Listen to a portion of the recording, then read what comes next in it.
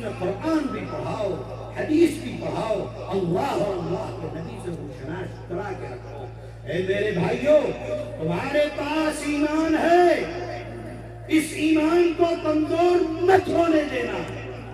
آج مسلمان اس دنیا کے اندر خوف زدہ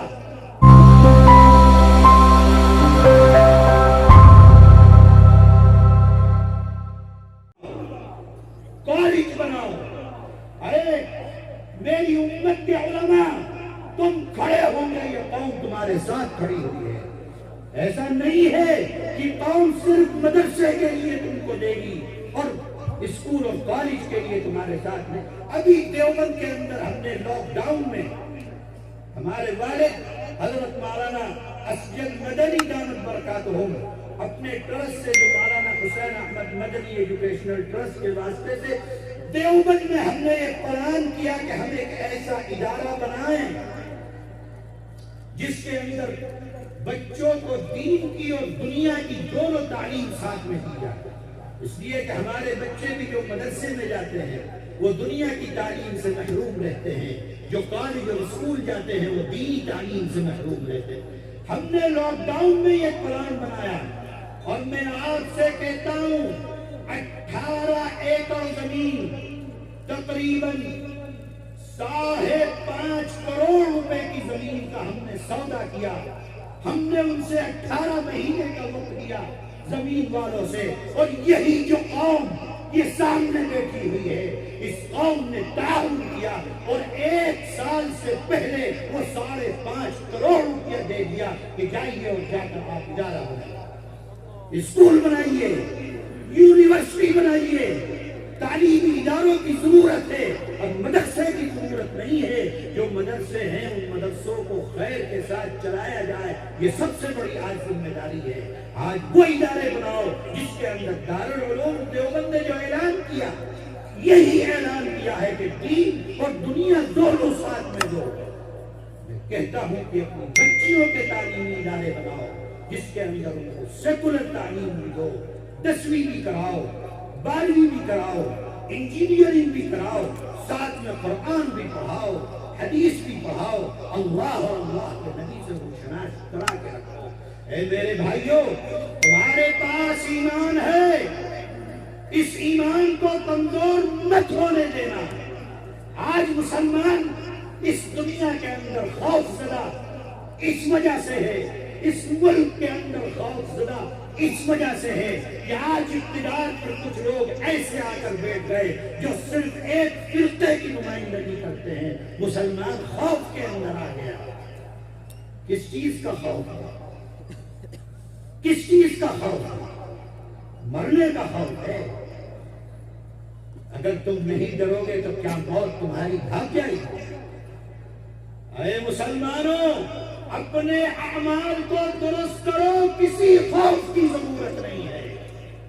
اگر تم خوف زدہ ہو کر زندگی گزارو گے، اگر تم یہ سمجھتے ہو کہ یہ بڑی طاقتیں ہمارے سروں کے اوپر بیٹھ گئی ہیں، یہ ہمیں ختم کر دیں گی، یہ ہمیں کچل دیں گی، تمہارا ایمان تمہارے اللہ سے کمزور ہو گیا ہے۔ خدا کی قسم تم کافر ہو، کفر کر رہے ہو۔ اللہ کل بھی زندہ تھے، حی تھے، طاقتور تھے، آج بھی طاقتور ہے، کل بھی طاقتور رہیں گے۔ نہ خدا کی طاقت کل کم تھی، نہ آج کم ہے، نہ آئندہ کبھی کم ہونے والی ہے۔ خدا کی طاقت ہمیشہ سے ہے، ہمیشہ رہنے والی ہے۔ آج دنیا کے کچھ لوگوں کے پاس اگر طاقت آ گئی ہے، وہ طاقت بھی خدا کی دی ہوئی طاقت۔ دنیا کی طاقتوں سے خوف زدہ مسلمان نہیں ہو سکتا ہے، ایمان والا نہیں ہو سکتا ہے۔ اپنے ایمان کو درست کر لو۔ دیکھو تمہارے برابر میں ایک ملک ہے چھوٹا سا غریب جس کو افغانستان کہا جاتا ہے۔ اس افغانستان میں امریکہ ساری دنیا کی بڑی سے بڑی طاقت کو لے کر آ گیا۔ کوئی دنیا کی فوج ایسی نہیں تھی جو فوج افغانستان میں نہ آئی ہو، اور ایٹم بم کے علاوہ کوئی بم ایسا نہیں تھا جس بم کو افغانستان کے اوپر نہ داغ دیا گیا۔ کیا وہاں سے اسلام ختم ہو گیا؟ کیا قرآن ختم ہو گیا؟ مسجدیں ختم ہو گئی؟ کیا وہاں سے اسلام کو مٹا دیا گیا؟ وہ لوگ جو آئے تھے کتے کی طرح مرے ہیں، اور جو آئے تھے وہ وہاں سے چھوڑ کر بھاگنے کے اوپر مجبور ہوئے۔ مسلمان کل بھی زندہ تھا، مسلمان آج بھی زندہ ہے، مسجدیں کل بھی زندہ تھیں، مسجدیں آج بھی آباد ہیں، مدرسے کل بھی آباد تھے، مدرسے آج بھی آباد ہیں، لیکن صرف فرق یہ ہے کہ انہوں نے اپنے ایمان کو مضبوط رکھا۔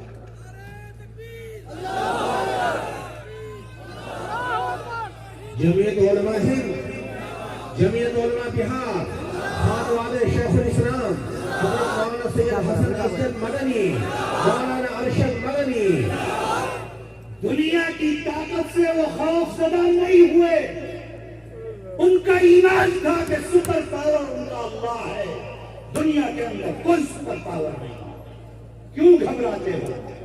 کیوں مایوس ہوتے ہو؟ کیوں اپنی زندگی کو ایسا بناتے ہو؟ اللہ پر بھروسہ رکھو، اللہ سے اپنے تعلق کو مضبوط کرو، عباد الرحمن بن کے دنیا کے اندر اپنی زندگی کو گزارو، اپنے بچوں کی اور بچیوں کے ایمان کی فکر کرو، آنے والی نسلوں کے ایمان کی فکر کرو، ان بچیوں کے تعلیمی ادارے بناؤ، ان کو دنیا کی تعلیم دینی ماحول میں اپنے گھروں کے اندر دو، اپنے بچوں کے ایمان کی فکر کرو۔ میرے بھائیوں، اس طریقے پر اگر ہم دنیا سے جائیں گے، اللہ کے ہاں سرخ روح ہوں گے، اور اللہ نے ایمان دے دیا، اگر ہم اس کی ناقدری کریں گے اور بے ایمان ہو کر اپنے اللہ کے پاس جائیں گے تو اللہ تعالیٰ کا عذاب بھی اور اللہ تعالیٰ کی پکڑ بھی بہت سخت ہے۔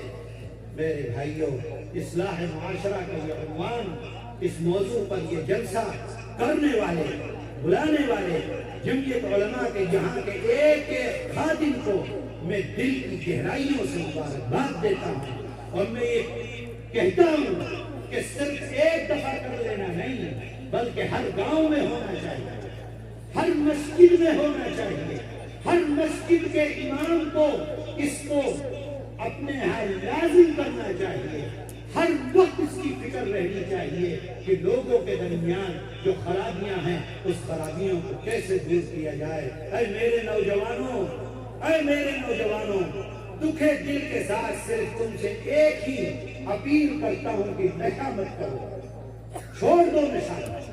کہاں کس جہنم کے اندر تم اپنی جوانی کو برباد کر رہے ہو؟